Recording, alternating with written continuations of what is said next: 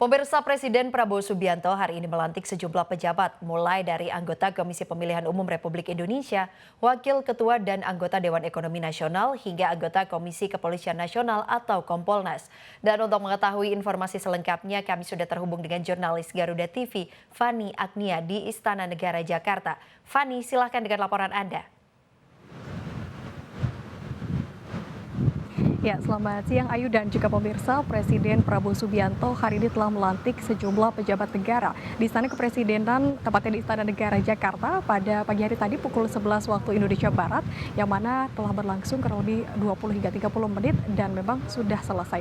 Untuk pelantikan dari beberapa pejabat negara tadi berlangsung dengan hikmat dan juga lancar hingga selesai, yang mana para anggota yang dilantik ini menggunakan pakaian sipil lengkap, yang mana laki-laki menggunakan dasi berwarna biru dan juga perempuan menggunakan kebaya.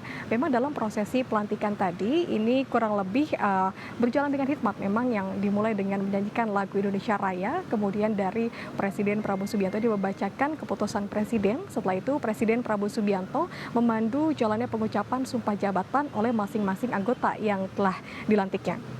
Kemudian terkait dengan nama-nama yang dilantik, Ayu dan juga pemirsa, dapat saya gambarkan kurang lebih ini ada 4 lembaga yang memang anggotanya dilantik. Yang pertama ini ada dari Komisi Pemilihan Umum, yaitu Iva Rosita, yang mana dia sebagai Komisioner KPU ini menggantikan posisi dari Hashim Asyari yang sebelumnya terlibat masalah, dan juga untuk posisi dari Ketua KPU ini sudah digantikan oleh Muhammad Afifuddin kurang lebih pada bulan Juli yang lalu. Kemudian untuk pelantikan selanjutnya ini Presiden Prabowo Subianto melantik Dewan Ekonomi Nasional. Untuk Ketua Dewan Ekonomi Nasional ini Luhut Binsar Panjaitan telah dilantik oleh Presiden Prabowo Subianto pada tanggal 21 Oktober. Kemudian untuk wakil dan juga jajaran anggotanya dilantik pada hari ini. Untuk Wakil Ketua Dewan Ekonomi Nasional ini ada Mari Pangestu. Kemudian untuk anggota Dewan Ekonomi Nasional ini ada 6 anggota. Yang dapat saya informasikan ada Khotib Basri, kemudian Herianto Adikusubo, Herianto Irawan, Arif Ansori Yusuf, Septian Haryoseto, kemudian ada Muhammad Firman Hidayat. Tidak hanya dari Dewan Ekonomi Nasional, Presiden Prabowo Subianto juga melantik Komisi Kepolisian Nasional ataupun Kompolnas. Ini ada 12 peserta yang terbagi menjadi 2, yaitu 6 dari pakar kepolisian dan juga 6 dari masyarakat. Kalau dari pakar kepolisian ini 6 anggotanya, ada Irjen Pol Arif Wicaksono Sudi Utomo, kemudian ada Irjen Pol Ida Utari Purnamasasi, Michael Marcus Istandar Pohan, kemudian Raden Indah Pangestu, ada juga Supardi Hamid dan Triana Ohowuton, dan juga ada 6 dari masyarakat yang dilantik sebagai anggota Komisi Kepolisian Nasional. Tidak hanya itu, memang ini ada nama-nama yang sudah tidak asing lagi, Ayu dan juga pemirsa. Ada Basuki Hadimulyono yang hari ini dilantik menjadi Kepala Otorita Ibu Kota Nusantara atau OIKN. Hari ini dilantik, yang mana memang dari Basuki Hadimulyono ini merupakan mantan Menteri PUPR di era Presiden ke-7 Republik Indonesia Joko Widodo.